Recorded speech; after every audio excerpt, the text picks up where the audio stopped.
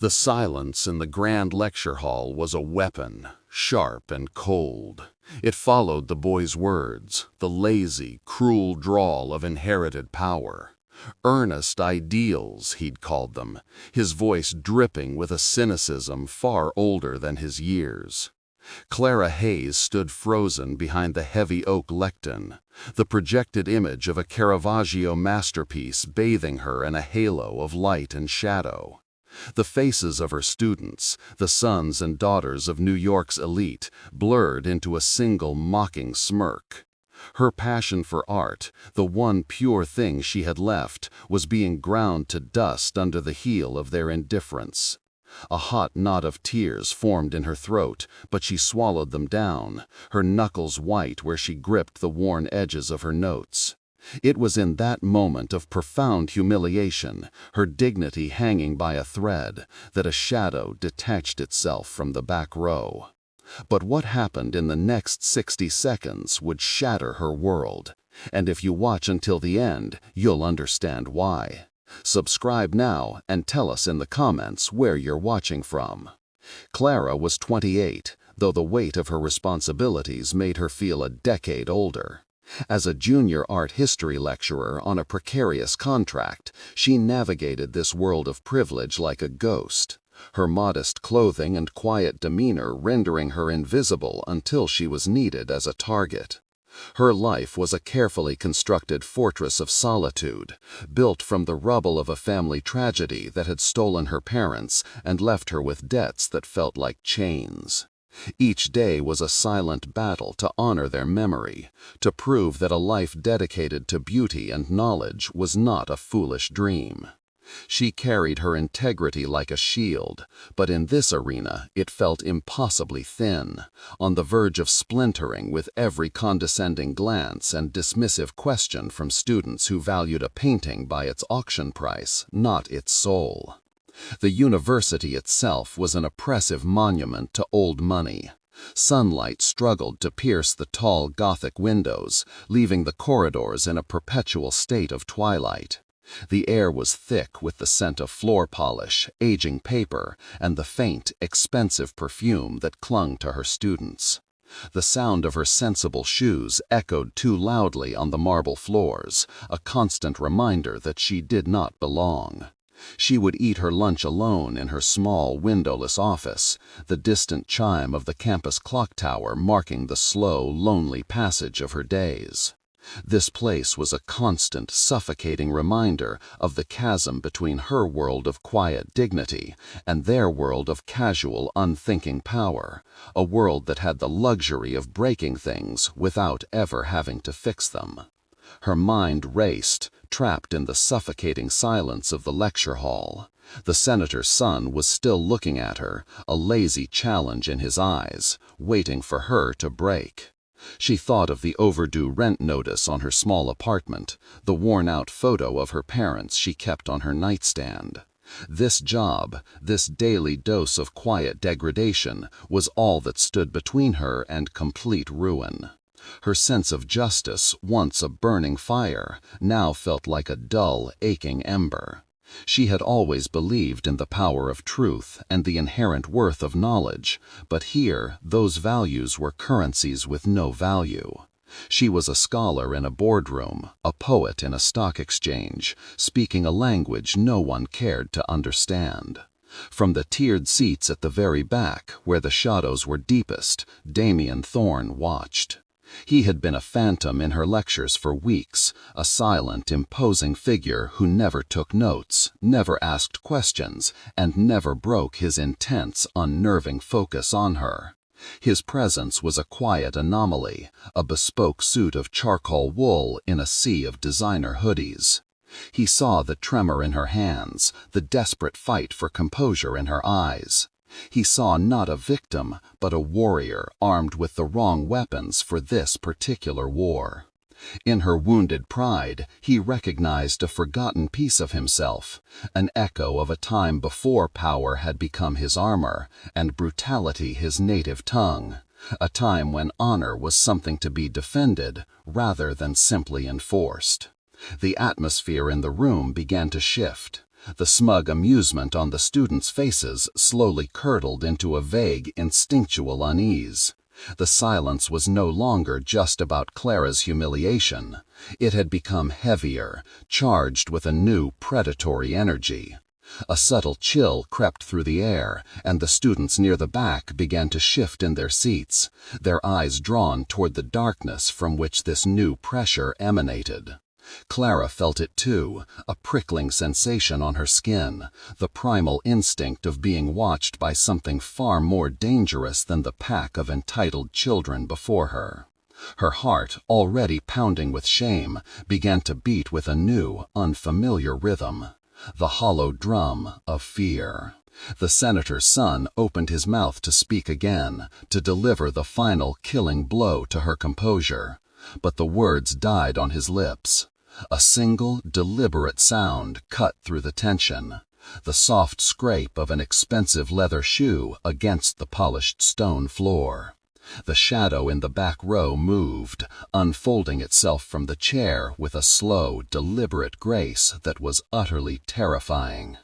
As Damien Thorne rose to his full imposing height, his silhouette blotted out the dim light from the hallway doors, plunging the back of the hall into an even deeper darkness. Every eye was now fixed on him, and the room was held in a grip of absolute, breathless silence. Her world was balanced on the edge of a knife, and it was about to fall. Clara's world began not with the sun, but with the pale digital glow of a 5 a.m. alarm. Her apartment in Queens was a small, meticulously kept box of memories, where the scent of old books mingled with the faint aroma of lavender soap. Every morning was a ritual of quiet defiance against the encroaching chaos of the city and the heavier weight of debt. She would trace the faded photograph of her parents on her nightstand, their smiling faces a painful, beautiful reminder of the life she was fighting to honor. Their sudden absence had left a void filled only by student loans and a mortgage that felt more like a tombstone than a home.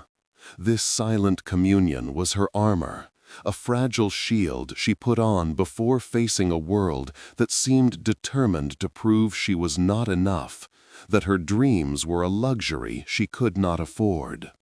The journey to the university was a daily descent into anonymity. Pressed against the cold glass of a crowded subway car, she would watch the city blur into a gray smear of concrete and steel. Here she was no one, not a scholar, not a daughter, just another body in the relentless human tide flowing into Manhattan. The press of strangers, the cacophony of screeching wheels and muffled conversations served as a stark reminder of her isolation. She would clutch her worn leather satchel, the books inside a tangible link to a world of beauty and order that felt impossibly distant. This daily erasure was both a comfort and a torment, allowing her to disappear before she had to face the exhausting performance of being seen and judged by those who held her future in their careless hands. Stepping onto the university grounds was like crossing into a foreign country where she did not speak the language of privilege. The Gothic spires and manicured lawns were designed to inspire awe, but for Clara they were monuments to an insurmountable distance. Her simple dark dresses and practical shoes were a quiet rebellion against the casual opulence surrounding her, but they also marked her as an outsider, a service worker in the hollowed halls of the elite.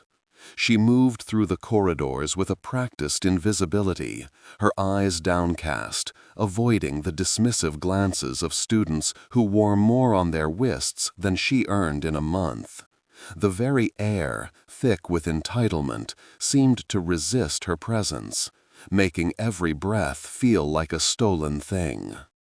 The faculty lounge offered no refuge. It was a viper's pit disguised with worn leather armchairs and the smell of stale coffee. Dr. Alastair Finch, the department head, lorded over it with a thinly veiled contempt for Clara's scholarship status. He would dissect her lecture notes with a condescending smile, his praise always laced with a subtle poison that reminded her of her precarious position. "A bit earnest, don't you think, Miss Hayes?" he'd muse, his words echoing the very sentiment her students would later wield like a weapon. She learned to absorb these small daily cuts to her dignity with a placid expression, knowing that any show of defiance would be professional suicide. Her silence was not weakness, it was a calculated strategy for survival. Beneath the surface of her academic life ran a relentless current of financial panic. The letters from creditors were a constant silent scream in the back of her mind. She ate simply, mended her own clothes, and denied herself any small pleasure, funneling every spare dollar toward the mountain of debt her parents' illness had created. This hidden struggle was a lonely one, a secret shame that isolated her further. It was the reason she endured the condescension of men like Dr. Finch and the apathy of her students. This job wasn't a passion project, it was a lifeline. To lose it would mean losing the last piece of her family's legacy, their home. The weight of this responsibility was a physical thing, a constant pressure behind her ribs. There were moments, however, when the world fell away. Late at night, in the quiet of her small office, she would project images of the masters onto the bare wall. In the silent, illuminated dark, she could lose herself in the divine anguish of a Bernini sculpture, or the defiant gaze of an Artemisia Gentileschi heroine. This was her true life, the one lived in the vibrant, emotional world of art. Here she was not a broke, lonely lecturer, but a custodian of beauty, a keeper of stories that had outlasted empires. These stolen moments were the fuel that kept her going, a reminder of the silent, unbreakable strength she saw reflected in the masterpieces she so loved, the very strength she struggled to find within herself. The afternoon lecture on Caravaggio felt doomed from the start. The air in the hall was thick with the post-lunch lethargy and simmering arrogance of a Friday afternoon. As she spoke of Chiaroscuro, of the raw, violent humanity in his work, she was met with a sea of blank faces, illuminated by the blue glow of cell phones. Her words, once filled with passion, began to feel hollow, echoing in a chamber of profound indifference. She could feel her energy draining away, her voice becoming thinner, more desperate. It was the familiar, soul-crushing feeling of offering something precious and sacred to people who could not see its value, like casting pearls before swine who were too busy checking their stock portfolios to notice. That's when it began.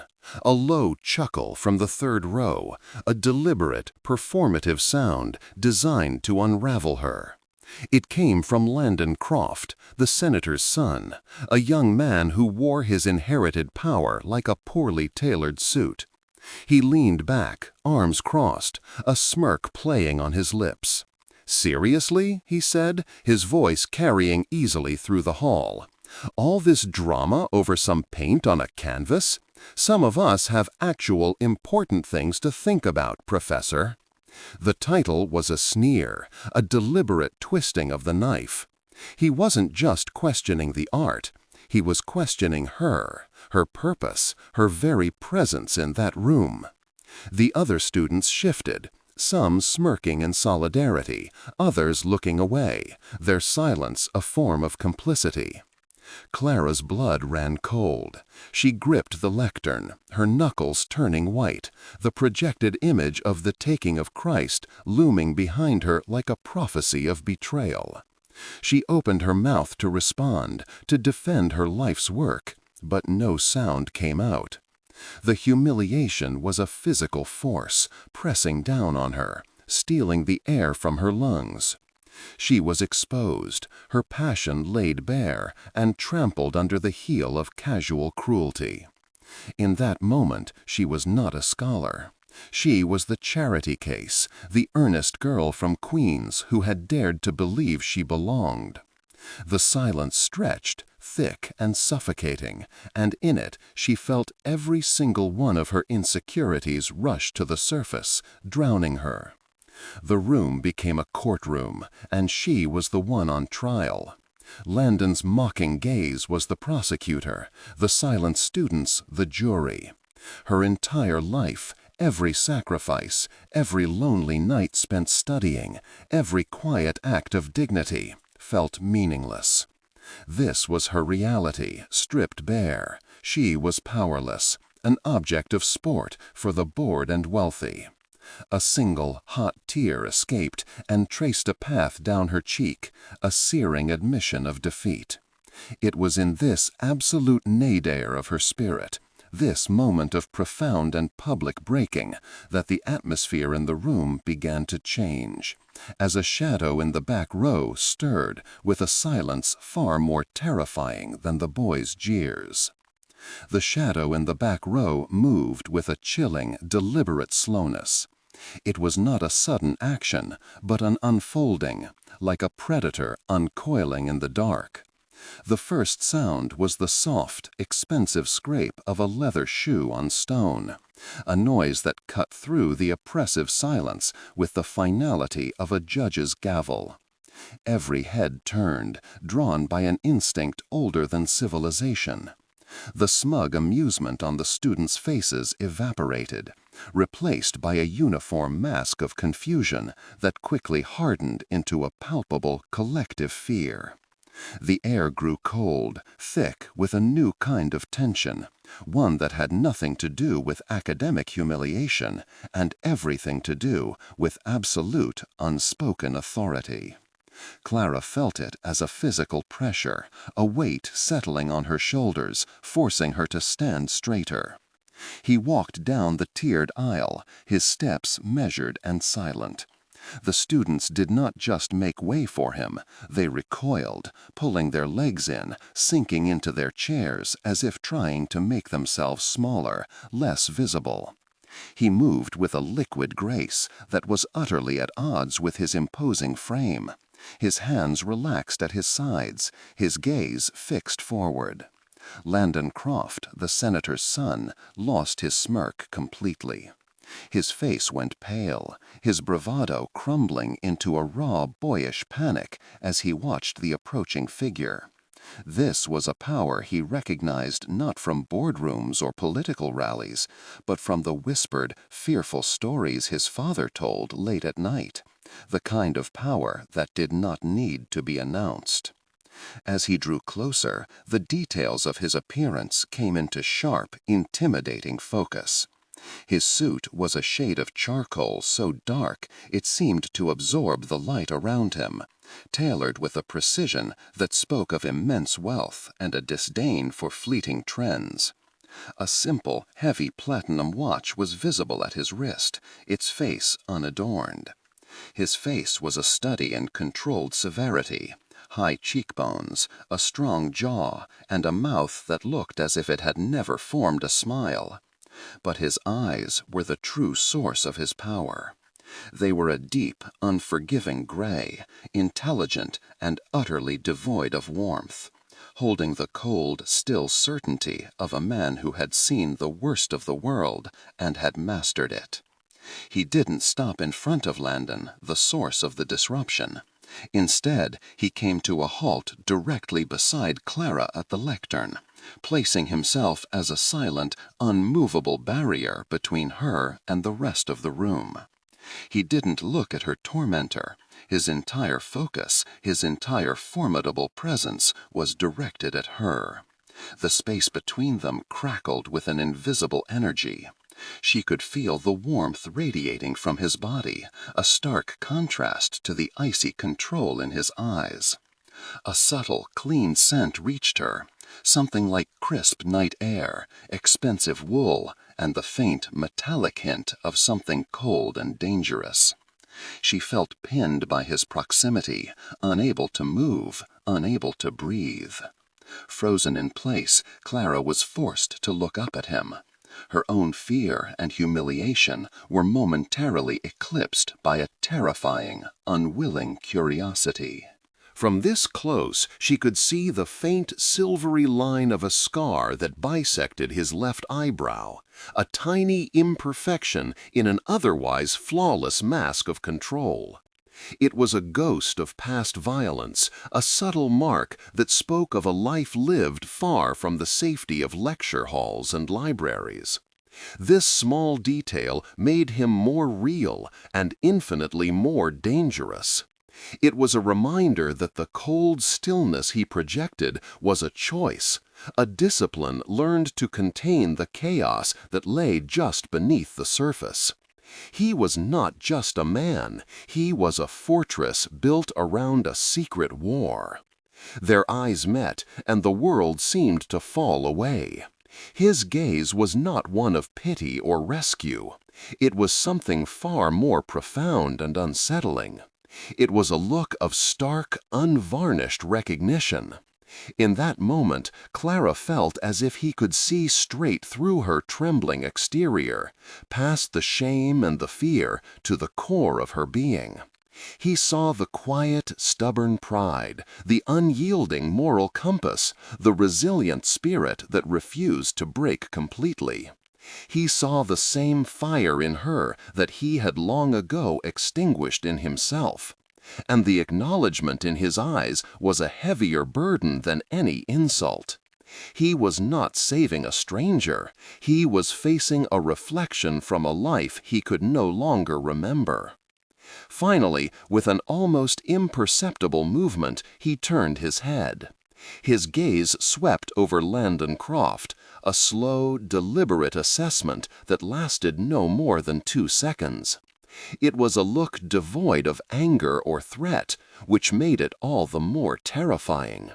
It was a look of complete and utter dismissal, the kind a god might give a fleeting, insignificant insect. Under that silent, crushing weight, Landon seemed to physically shrink in his seat. The last vestiges of his inherited arrogance vanished, leaving only the pale, trembling face of a boy who had just realized he had stumbled into a world whose rules he did not understand, a world where his father's name was worth less than nothing. The silence that followed was absolute, a perfect void. It was his silence now, and he owned it completely.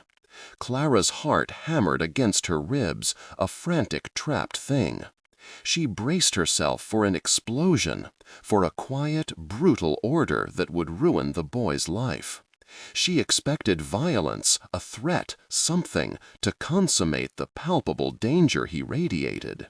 The entire room held its breath, waiting for the inevitable detonation. Instead, what came was his voice. It was not loud, but a low, resonant baritone that seemed to emanate from the very floor, a sound that carried an irrefutable weight, a calm, chilling finality that was more powerful than any shout.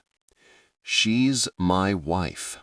The 3 words were spoken quietly, addressed to the room at large, yet aimed directly at its heart. They landed with the force of a physical impact, shattering the tension into a million pieces of stunned disbelief. It was a lie, a wild, impossible fabrication, but from his lips it sounded like an unassailable truth, a law of nature newly declared. The statement was an iron shield thrown around her, and a deadly trap sprung on everyone else. Clara could only stare at him, her mind a maelstrom of confusion and terror, the impossible words echoing in the vast, silent space between them, binding her to him in an instant. The aftermath was a tableau of frozen shock. The students were pale statues, their eyes wide with a mixture of awe and terror. Landon Croft looked as if he had been struck by lightning, his mouth slightly agape.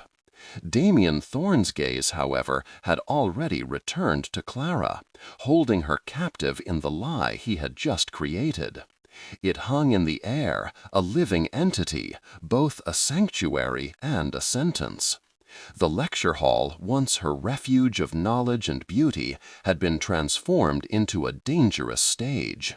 And as the first students began to scramble for the exits in a silent, terrified exodus, Clara knew that the echo of his claim would haunt every step she took from that moment on. The lie settled over Clara's life like a fine layer of dust, coating everything she touched. At the university, whispers followed her down the marble corridors, a mixture of fear and morbid curiosity. The students who once dismissed her now avoided her gaze, their youthful arrogance replaced by a wary respect that felt more unnerving than their previous contempt. She was no longer just a lecturer. She was a mystery, a woman inexplicably tied to a name that was never spoken above a whisper. This new status was a form of power, but it was not her own. It was a borrowed, dangerous cloak that felt heavy on her shoulders, its protection indistinguishable from a threat.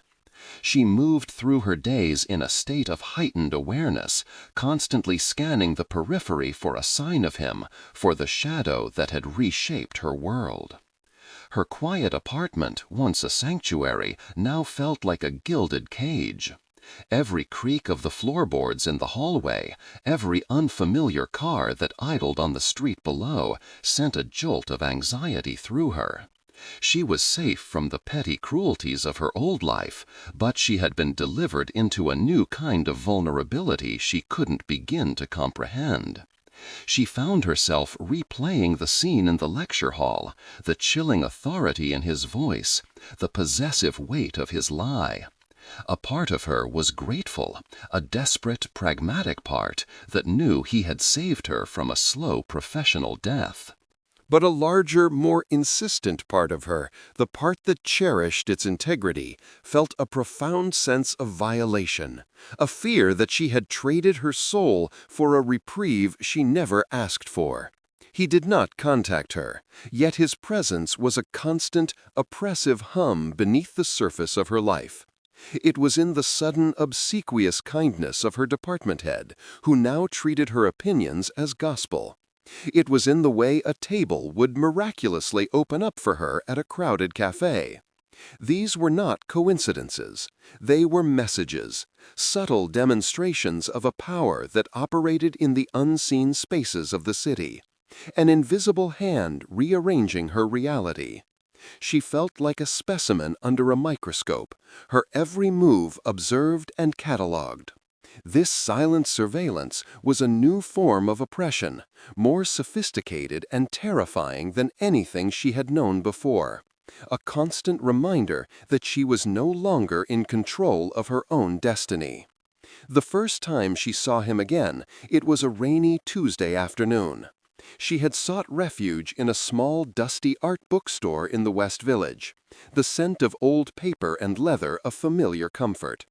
As she ran her fingers over the spine of a book on Renaissance portraiture, she felt a shift in the room's atmosphere, a sudden drop in temperature. She looked up and saw him standing near the front window, ostensibly watching the rain streak down the glass. He wasn't looking at her, but she knew he was aware of her. His stillness, a gravitational force that pulled all the energy in the room toward him.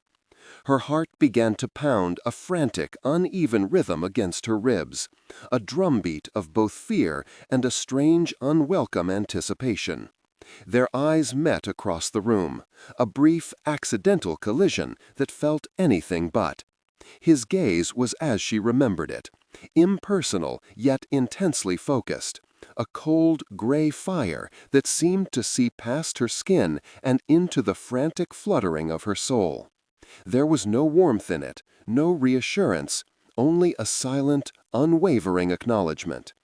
In that single suspended moment, she felt more exposed than she had on the day he'd saved her. He saw her fear, her confusion, her stubborn pride, and he did not look away. He held her gaze for a beat too long, a silent conversation passing between them that she could not decipher, but felt in the marrow of her bones, a language of power, possession, and a shared, profound loneliness. He gave a nearly imperceptible nod, a gesture so slight it might have been a trick of the light, and then he was gone, melting back into the rain-slicked city as silently as he had appeared. The bell above the door chimed softly, marking his exit. Clara was left standing among the books, her hand still resting on a leather-bound volume, her breath caught in her throat. The air where he had stood seemed to crackle with a residual energy, and the scent of damp wool and something clean and cold lingered for a moment. She felt a tremor in her hands she couldn't control. It was no longer just fear that she felt. It was a dizzying, dangerous curiosity about the man behind the myth, the silent keeper of her new, fragile reality. The tendrils of his influence continued to weave their way into the fabric of her life. One morning, she received a formal letter from the university's board. The prestigious research grant she had applied months ago, the one Dr. Finch had all but guaranteed would go to a more senior colleague, had been awarded to her. The letter cited her uniquely compelling and vital proposal. She knew with a sickening certainty that Damien Thorne's name was the unspoken reason behind her success. The victory felt hollow, tainted by an invisible transaction she had not consented to. He was not just protecting her, he was paving her path with his power, removing obstacles she hadn't even known were there, binding her to him with chains of gratitude and obligation. This unearned success was a moral crisis. She had built her entire life on the principle of earning her place through merit, of achieving things through honest work and dedication. To accept this grant was to accept his world, to become complicit in a system of power and influence that she fundamentally despised. She sat in her small office, the acceptance letter heavy in her hands, her reflection staring back at her from the darkened computer screen. The woman in the reflection looked tired, haunted. She was at a crossroads, and both paths seemed to lead to a different kind of ruin, one of professional failure and the other of moral compromise. She started to see him in the city's quiet, elegant corners. Once, at a sparsely attended matinee of a foreign film, she saw his silhouette 2 rows behind her. Another time, I felt his gaze on her from a secluded table at a dimly lit jazz club she had gone to alone, seeking solace in the music. These were not chance encounters. They were calculated appearances, designed to remind her of his constant, silent watch. He never approached, never spoke. He was simply there, a fixed point in her shifting world, a guardian and a jailer in one. The fear began to mingle with a strange sort of comfort, the terrifying reassurance that no matter where she went, she was no longer truly alone. One evening, she attended a private gallery opening, an obligation for her new grant. The room was a sea of black dresses and expensive champagne, the air thick with feigned enthusiasm. He was there, of course, standing near a massive, chaotic, abstract painting, speaking in low tones to a man with the cold, dead eyes of a shark. Damien's expression was impassive, a mask of bored authority. But then he saw her, and for a fleeting instant something shifted in his gaze. A flicker of an emotion she couldn't name, not surprise, but something deeper, more complex. He excused himself from his conversation, his eyes never leaving hers, as he began to move through the crowd toward her. The guests parted for him as if by instinct, creating a silent, invisible pathway. He stopped not in front of her, but beside her, his attention shifting to a small, somber landscape painting on the wall. It depicted a lone, weathered house on a desolate, windswept cliff. They stood in silence for a long moment, the cacophony of the party fading into a distant buzz. She could feel the heat from his body, the sheer physical presence of him a tangible force. "My mother loved paintings like this," he said, his voice a low murmur meant only for her. "She said they were honest, no pretense, just the wind, the sea, and a place to endure it." The confession was so unexpected, so deeply personal, it felt like a crack appearing in a wall of granite. For the first time, Clara saw not the formidable crime boss, but a man haunted by a memory. The coldness in his eyes was replaced by a profound, ancient melancholy. In that shared silence, looking at the lonely house on the cliff, she felt a sudden sharp pang of empathy that startled her. She saw the boy he must have been, before power became his armor and violence his language. It was a terrifying glimpse of the humanity he kept so carefully hidden, a humanity that made him infinitely more dangerous because it made him real.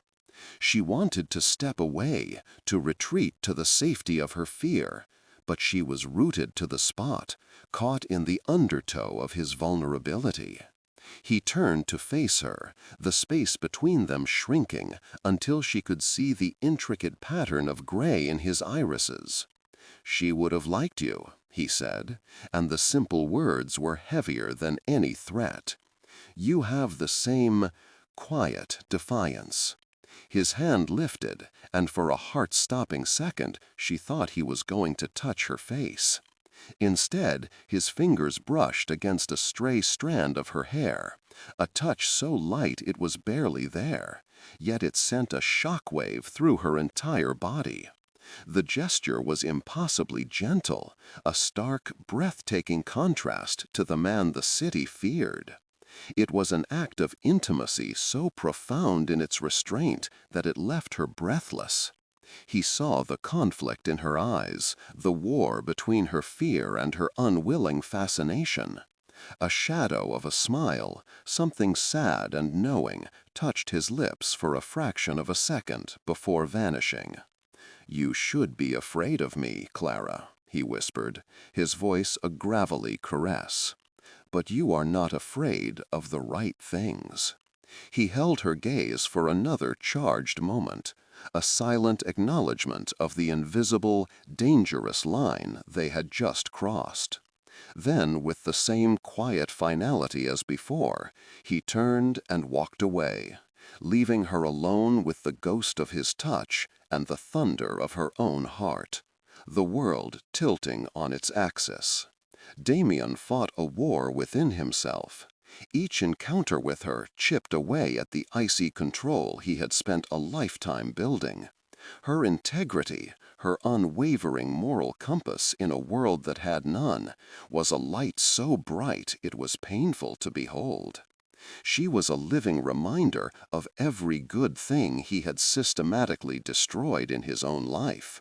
He had meant only to protect her, a simple, detached act of power.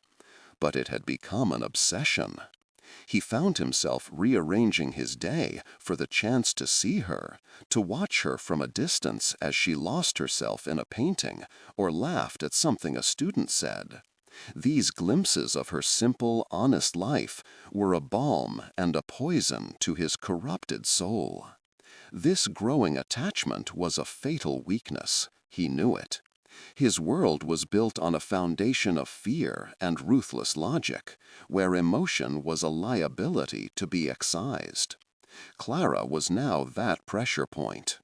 By pulling her into his orbit, he had painted a target on her back. The thought of any harm coming to her because of him filled him with a cold, possessive rage that was terrifying in its intensity. He had to push her away, to cut the cord before it strangled them both. But the thought of her facing the world alone again, defenseless, was a prospect he found he could no longer tolerate. The inevitable finally happened on a cold, moonless night. Clara was walking the few blocks from the subway station to her apartment, the street unusually quiet. A dark sedan with tinted windows slowed to a crawl beside her, its engine a low, predatory growl. The passenger window slid down, revealing a man she vaguely recognized from the gallery, one of the sharks who had been speaking to Damien. His smile was all teeth. "A pretty thing like you shouldn't be walking alone," he said, his voice a silky threat. "Mr. Thorne is a busy man. Sometimes he loses things." The implication hung in the frigid air, a promise of violence that made her blood run cold. She was a possession, a liability, a piece on a board she never knew she was playing on. Before the man could say another word, Damien's car appeared as if from nowhere, cutting off the sedan with a screech of tires. He emerged from the driver's side, his movements fluid and deadly. The cold fury on his face was a terrible thing to witness. It was not the controlled anger of a powerful man, but the primal rage of a predator whose territory had been challenged. He exchanged no words with the man in the car. He simply looked at him, a long, silent promise of annihilation that made the other man's face drain of all color. The sedan sped off into the night, leaving a sudden ringing silence. Damien turned to Clara, his chest rising and falling, and in his eyes she saw the full, unvarnished darkness of his world, a world that had now claimed her completely. The silence left in the wake of the departing car was a physical thing, a ringing vacuum that pulled all the sound from the world. Clara stood frozen on the pavement, the cold seeping through the soles of her shoes, her mind struggling to process the raw, lethal fury she had just witnessed. It was one thing to be the subject of a powerful man's protection. It was another entirely to see the monster he kept leashed just beneath the surface. The control he projected in lecture halls and galleries was a lie. This was the truth of his world, a place of screeching tires, veiled threats, and a violence so profound it needed no words. He had saved her, but he had also damned her, showing her the very thing she now had to fear most. He was still staring into the darkness, his back a rigid wall of bespoke wool, his stillness more terrifying than any movement.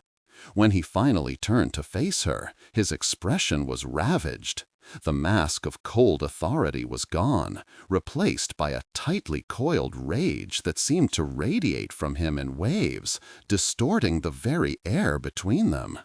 His eyes, usually the color of a winter sky, were now dark, stormy pools of a conflict so violent it made her want to retreat. He looked at her not with relief, but with a kind of agonized regret, as if her safety had come at a cost to his soul he was only now beginning to calculate. He saw the tremor in her hands, the fear in her eyes, and she knew he was not seeing a woman he had rescued, but a mirror reflecting the chaos he had unleashed upon her life, a life that had once been defined by its quiet, predictable order. A sudden, reckless anger surged through Clara, eclipsing her fear. It was the fury of a pawn that has finally realized it is part of a deadly game. She had been silent for too long, absorbing the indignities of her job, the weight of her debt, and now the terrifying patronage of this man. Her transgression was not a physical act, but a vocal one, a breaking of her own code of quiet endurance. "Is this it?" she asked, her voice shockingly steady, cutting through the frigid night air. "Is this the life you've chosen for me? A thing to be protected and threatened? A piece of your property that your enemies can use to get to you?" Each question was an indictment, a refusal to be a passive victim in his violent narrative. Her words struck him with the force of a physical blow. A flicker of raw shock, of genuine pain, crossed his features before he could conceal it. He had faced down men with guns and knives, men who commanded armies of their own, but he had no defense against her quiet, devastating truth. She had not only seen the monster, but she had also seen the cage, and she was refusing to be locked inside it with him. He had thought his lie was a shield for her, but she had just shown him it was a brand, marking her as his and making her a target for every enemy he had ever made. The weight of that realization seemed to settle on his shoulders, a burden heavier than his entire criminal empire. He closed the distance between them, his steps slow and deliberate, each one seeming to cost him a monumental effort. The city's distant hum faded into nothing, leaving only the sound of their ragged breaths mingling in the cold. He wanted to command her, to silence her with the authority he used to bend the world to his will, but he found he had no words left. Her integrity was a fortress he couldn't breach, and her courage, born of desperation, had disarmed him completely. He was Damien Thorne, a king in his own dark kingdom, yet before this woman and her unyielding moral clarity, he was utterly powerless. When he finally reached her, his hands came up, not with menace, but with a trembling, desperate urgency that shattered her. He didn't caress her face or hold her arms. His fingers tangled in the thick wool of her coat, gripping the fabric as he pulled her against him in a sudden, rough, and profoundly vulnerable motion. He buried his face in the space between her shoulder and her neck, his body shuddering with a single contained tremor. It was not an embrace of passion or comfort. It was the desperate grounding act of a man clinging to a lighthouse in a storm, a silent, shattering confession of a need he could no longer deny, and a fear he could no longer control. It was an act of complete and utter surrender.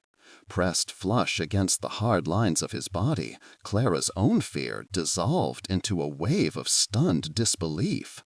The overwhelming scent of him, clean night air, expensive wool, and the faint, sharp tang of danger was dizzying. But beneath it all, beneath the layers of muscle and tailored fabric, she felt the frantic, unsteady rhythm of his heart. It was a wild, trapped thing, hammering against his ribs with the same panicked cadence as her own. In that single, breathtaking instant, the formidable, untouchable myth of Damien Thorne crumbled into dust, leaving only a man whose control was a carefully constructed lie, and who was, in this moment, just as terrified as she was. He had broken the cardinal rule of his existence: never feel, never need, never show a single crack in the armor. To his enemies, emotion was a weakness to be exploited. To himself, it was a poison he had purged long ago. Yet here he was, clinging to her, seeking not to protect her from his world, but to find a moment of sanctuary from it within her. This silent, desperate act was a transgression against his very nature, a confession of a vulnerability so profound it amounted to treason in his brutal kingdom. He was admitting, to her and to himself, that her quiet, unwavering light was not just something to be preserved, but something he desperately needed to see by. He held her for what felt like an eternity, his breath a warm, unsteady presence against her cold skin. The violent tension of the street did not disappear. It was absorbed into the space between them, transformed into a shared, unbreakable bond forged in fear and revelation. Then, with a reluctance that was a physical force, he released her. His hands fell away, leaving her feeling strangely untethered, the cold rushing back into the space he had occupied. He stepped back, the mask of control sliding back into place, but it was a poor imitation of what it once was. It was fractured, and through the cracks she had seen the haunted, wounded soul he kept so carefully hidden from the world. They stood apart in the aftermath, the silence between them no longer empty but filled with the deafening weight of what had just passed. He had broken his code, and she had seen his truth. The lie he had told in the lecture hall was nothing compared to the truth he had just confessed without a single word. Everything had changed. He had reached across the chasm that separated their worlds, not as a king or a protector, but as a man. And in doing so, he had pulled her to his side of the abyss, binding her to him with a chain made not of power or fear, but of a shared, terrifying, and undeniable humanity. There was no going back for either of them. He stepped back from her, and the distance felt like a physical chasm opening in the earth. The raw vulnerability in his eyes was gone, replaced by a cold, impenetrable resolve that was more heartbreaking than his anger. He looked at her as if memorizing a face he would never see again. "Go home, Clara," he said, his voice a low, flat command, devoid of any of the emotion that had just shaken his body. "Forget you ever saw me tonight. Forget my name." It was not a request. It was an erasure, a brutal attempt to sever the cord that had just been forged between them. He turned without another word, got into his car, and disappeared into the city's indifferent darkness, leaving her alone on the sidewalk with the ghost of his touch and the weight of his impossible command. Clara's apartment, once her only sanctuary, felt alien and hostile.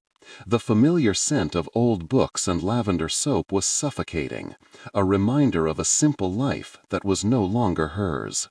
She stood before her large window, watching the distant glittering lights of Manhattan, a city that now felt like a cage co-designed by him. The silence was a living thing, filled with the echo of his unsteady heartbeat against her own. She could still feel the rough texture of his coat under her fingers, the desperate strength in his grip. It was a brand on her memory, a physical imprint of his broken control. She understood then that his protection was not a shield, but a searchlight, illuminating her for every other predator lurking in his shadow-filled world. In a glass tower overlooking the sleeping city, Damien Thorne poured a tumbler of whiskey, the amber liquid catching the light like trapped fire. His office was a monument to control, all dark wood, polished steel, and silence. Yet tonight it felt like a prison of his own making.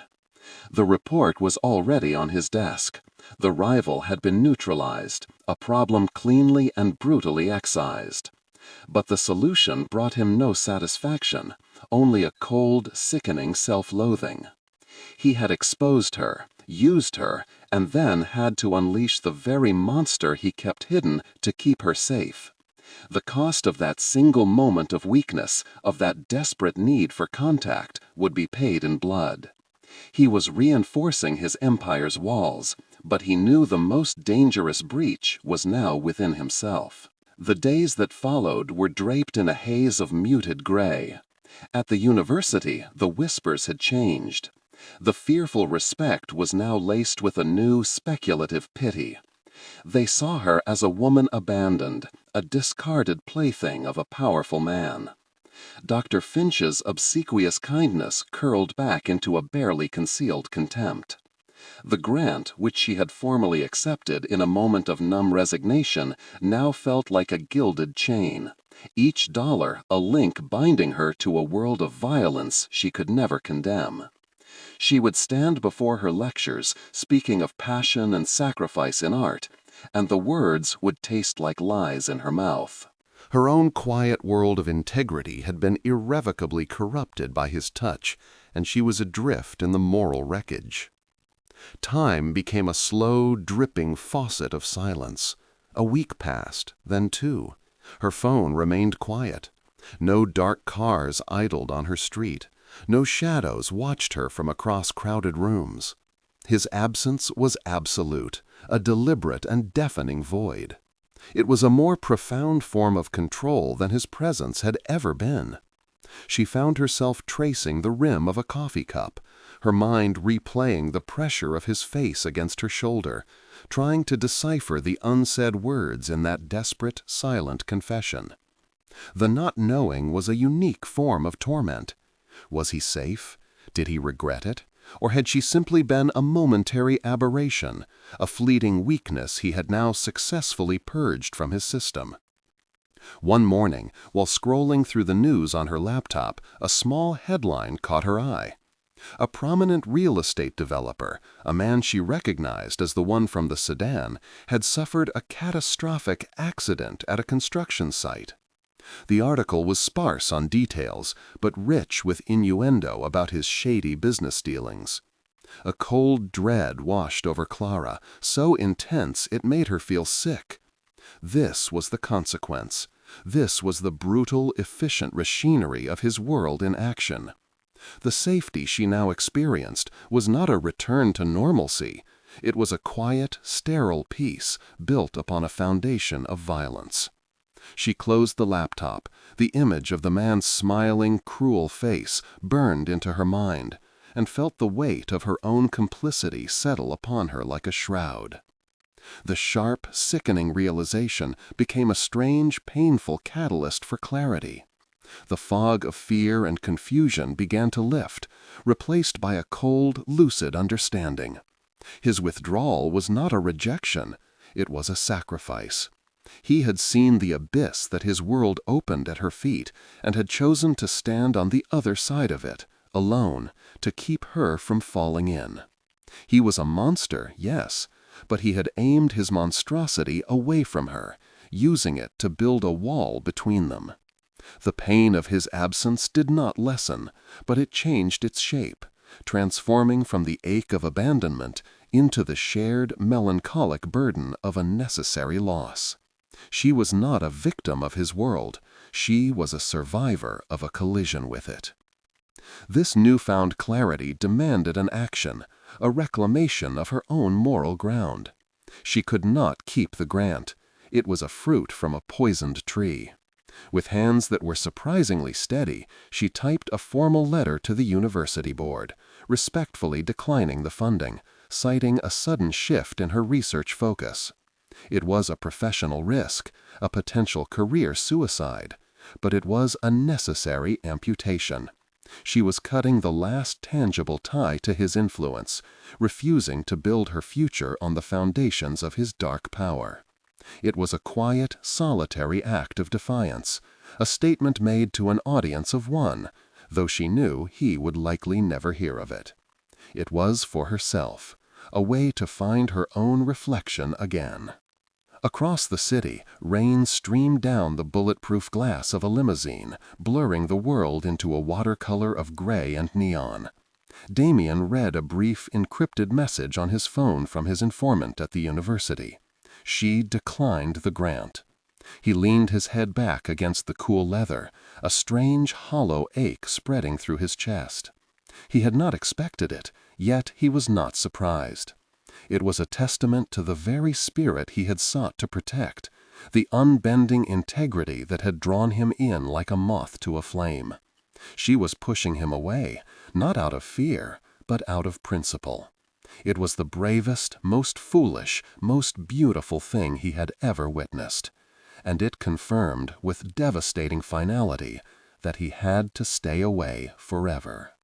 That night, Clara stood by her window again, watching the rain wash the city clean. The silence in her apartment was no longer menacing. It was a quiet, contemplative space, filled with the echo of a choice she had made for herself. The void he left was still there, a permanent fixture in the landscape of her heart, but it no longer threatened to consume her. She had survived him. She had survived his protection and his absence. The bond between them remained, a silent, invisible thread stretching across the rain-soaked city, defined not by words or touches, but by the vast, unbridgeable distance he had placed between them for her sake. And in that shared silence, she finally understood the true weight of his sacrifice. Months bled into a quiet, healing winter. Clara found a new rhythm, one defined not by fear or obligation, but by a fragile, hard-won peace. She walked through the city with her head held high, her purpose renewed. One evening, drawn by a professional curiosity she had not felt in a long time, she attended a major art auction at Christie's. She was not an invited guest, but a spectator in the back, standing amongst the students and academics. The air was thick with the scent of old money and new ambition, a world she had once felt crushed by. But tonight she felt only a detached calm. She was here for the art, a silent observer reclaiming a piece of the world that had always been hers, long before Damien Thorne had ever entered it.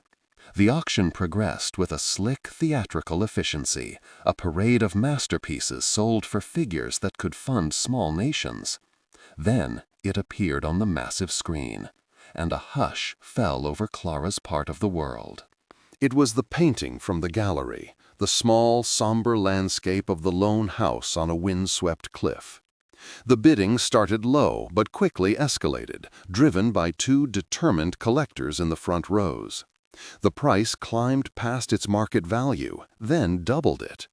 It became a battle of wills, a public display of ego and power. Clara watched, a strange ache in her chest, as this small, honest piece of art was transformed into a trophy, its quiet soul drowned out by the clamor of wealth. Just as the gavel was about to fall, a calm voice from the auctioneer's podium announced, "I have a new bid from the phone." The room stirred. The price jumped again, a clean, decisive increase that silenced the room. The two collectors exchanged irritated glances, then one of them raised his paddle again. Instantly, the phone bidder countered, the amount now staggeringly, absurdly high. It was no longer a negotiation, it was a declaration. Clara's heart stopped. She knew. It was not a guess, it was a certainty that resonated in the very marrow of her bones. He was not here, but his presence filled the room, a ghost of immense power, making his final, irrefutable move from a world away. The battle was brief and brutal. The collectors on the floor conceded, shaking their heads in disbelief. The unseen bidder was not just buying a painting. He was buying the memory it represented, paying a king's ransom for a small piece of honesty. The gavel fell with a sharp, definitive crack that echoed in the cavernous hall. "Sold," the auctioneer declared, to bidder number 77. A polite, confused applause rippled through the room. Clara remained perfectly still, the sound of the gavel ringing in her ears. It was the sound of a door closing, a final chapter written. He had not forgotten. He had chosen to remember, but from a distance she could never cross, a silence she could never break. As the crowd began to disperse, a uniformed attendant approached her, his expression professionally neutral. He held a small silver tray upon which rested a single heavy cream-colored envelope. Her name was written on it in clean, precise script. Her hands trembled as she took it, expecting a note, a word, some final personal message. But inside there was no letter. There was only an official document, a deed of donation. The painting, The House on the Cliff, purchased moments ago for an astronomical sum by an anonymous benefactor, was being gifted to the university's permanent collection, effective immediately. He had not bought it for himself. He had bought it for her, placing it safely back in her world, forever. She walked out into the cold New York night, the city lights blurring through a film of unshed tears. He had found a way to use his dark power to create something beautiful and permanent, a quiet testament to the woman who had reminded him of his own lost humanity. It was not a reunion, but a resolution, a final silent gesture of protection that asked for nothing in return. His redemption was not in finding love, but in the act of letting it go, preserving its light by keeping it far from his own darkness. If this story of a love that could never be, yet changed everything, touched your heart, please let it be known. Share this moment, like the video, and tell us in the comments what you believe true redemption really means.